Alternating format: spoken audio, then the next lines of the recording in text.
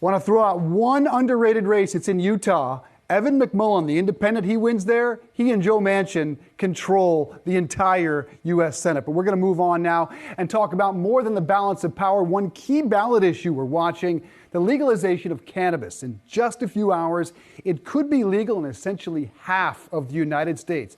Voters in Maryland, Arkansas, North and South Dakota, Missouri also voting today on marijuana legalization, which could take the total to 24 states. That's from the current 19 plus Washington, D.C. Now, regionally, you got to check out the Deep South, because if Arkansas does win, that's the first Deep South state to legalize, and polls indicate passage there. But the Republican Governor Asa Hutchinson did speak out against cannabis recently, saying we have to make sure we don't move to decriminalization of drugs that are harming Americans. Now, Maryland, on the other hand, would join its neighbors, Virginia and D.C., in legalizing recreational use and really form a stronghold in the Northeast. Connecticut, New Jersey, New York, Massachusetts, Pennsylvania fall in the next couple of years, and polls in Maryland suggest overwhelming passage. Now, the most recent national poll, we should note, from Politico and Morning Consult, shows 60% of Americans are now in favor of legalization. How about the impact on stocks?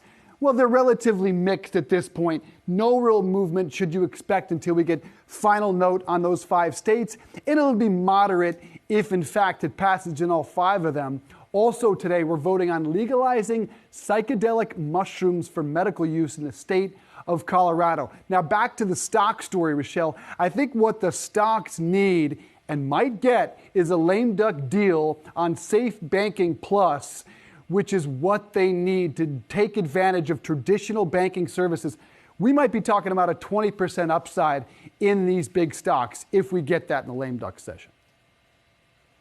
And we know that that's what they've been waiting for. We've seen, obviously, cannabis stocks really fluctuating, but really sort of hovering in a range, or really awaiting some real moves from Congress on this. It's interesting that this could be the time that does it during this lame duck session, but with banking, with decriminalization, a lot of time these have sort of been placed together. Some people were like, well, the safe banking more likely to get passed first. So definitely a lot of momentum here. We'll have to see if lawmakers end up following through on this, Shauna. Yeah, certainly a massive issue here. We want to keep a close eye on those stocks. But going back, Dave, to what you were saying before, the closeness that we're seeing in some of those states in terms of whether or not these efforts are going to be passed. I mean, it's right above the margin line in some states. Arkansas, 50.5% support legalization.